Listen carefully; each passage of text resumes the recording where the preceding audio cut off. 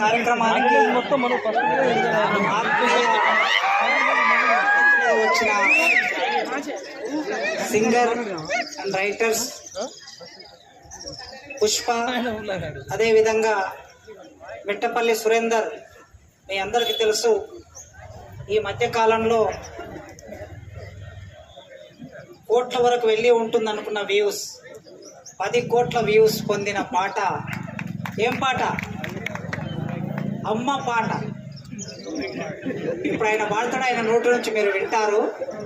అంత అద్భుతమైన పాట. చాలా పాటలు రాశారు. అదేవిధంగా పుష్ప తెలంగాణ ఉద్యమంలో అంతకన్నా ముందు నుంచి దాదాపు 25 సంవత్సరాల నుంచి చూస్తున్నాను. పాట పాడుతూ తెలంగాణ సమాజాన్ని చైతన్యం చేస్తూ ఈరోజు మన ఆర్ట్స్ కాలేజ్కి వీళ్ళిద్దరూ ఆత్మీయ అతిథులుగా వచ్చారు. వారికి స్వాగతం పలుకుతున్నాను. ఉమెన్ ఎంపవర్మెంట్ సెల్ ఈ కార్యక్రమాన్ని నిర్వహిస్తుంది.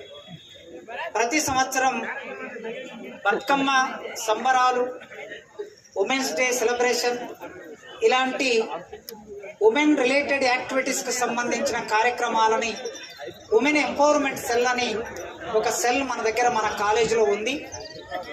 దానికి చైర్మన్గా హిందీ డిపార్ట్మెంట్ ప్రొఫెసర్ మాయాదేవి గారు దానికి చైర్మన్గా ఉన్నారు.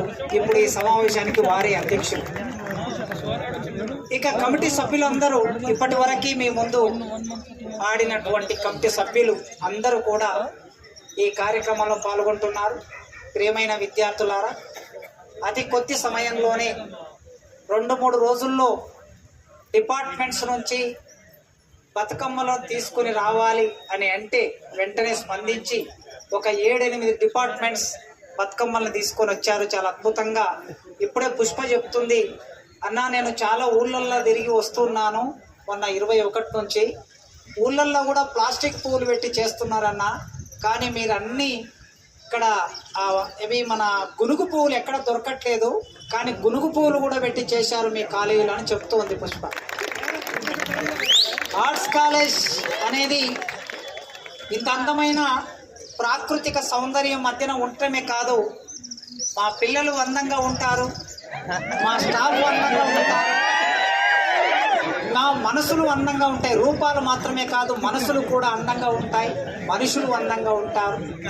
ప్రకృతిలో ఏదైనా సరే మనం చేసే పని ద్వారా ఈ ప్రకృతి మనకు చాలా ఇచ్చింది, దానికి నష్టం చేయకూడదు. ఆ నష్టం చేయకూడదనే ఒక స్పృహ ఆర్ట్స్ కాలేజీ విద్యార్థులకి అదే రూపం లేదు.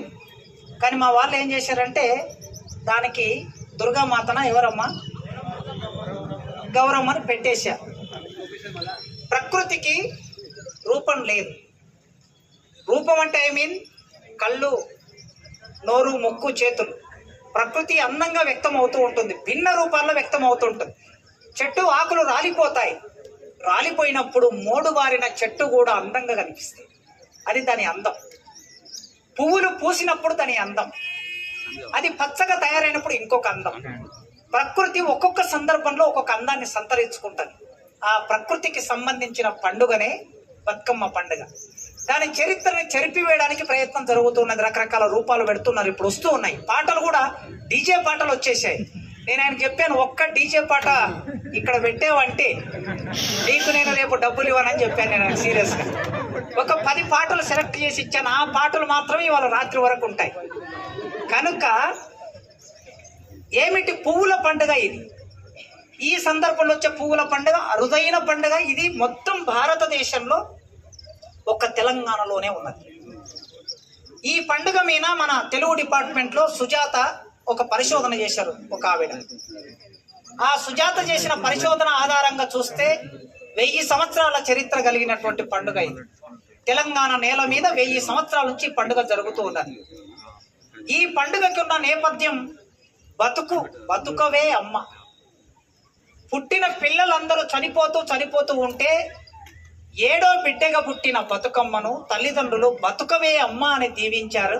అలా ఆ బిడ్డ చనిపోయినప్పుడు అది బతుకమ్మ పండుగ రూపాంతరం చెందిందని ఒక కథ ఉన్నది. మరో కథ, ఒక రాజు, ఆ రాజుకు పిల్లలు కలగలేదు. చాలా రోజులు రాజరాజేశ్వరి దేవి అంటే వేములవాడ చాళుక్య రాజు ఆయన.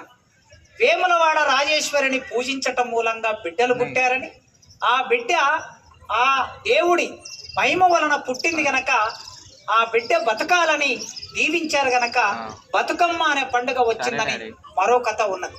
కథలు ఎలా ఉన్నా, దానికి సంబంధించిన దైవత్వం ఎలా ఉన్నా, గ్రామాల్లో మా మహబూబ్ నగర్ జిల్లాలో బతుకమ్మ లేదు ఒకప్పుడు, ఇప్పుడు వచ్చింది అనుకోండి. ఉత్తర తెలంగాణలో రంగారెడ్డి, మహబూబ్ నగర్, నల్గొండ సగభాగం బతుకమ్మ పండుగ లేదు. ఉత్తర తెలంగాణలోనే బతుకమ్మ పండుగ ఉంటుంది ఎక్కువగా. ఇది తెలంగాణ ఉద్యమంలో ఒక అద్భుతమైన పోరాట రూపంగా ముందుకు వచ్చింది. ఒక పండుగ పోరాట రూపంగా రావటం అనేది నాకు తెలిసి చరిత్రలో 2 పండుగలు. ఒకటి గణేష్ నిమజ్జనం, అంటే గణేష్ వినాయక చవితి. బాలగంగాధర్ తిలక్, లాల్ బాల్ పాల్ అని అంటాం కదా, ఆయన బ్రిటిష్ వారికి వ్యతిరేకంగా యూత్నంతా సమీకరించడానికి, పోరాటం చేయడానికి ఆనాడు వినాయక ఉత్సవాలను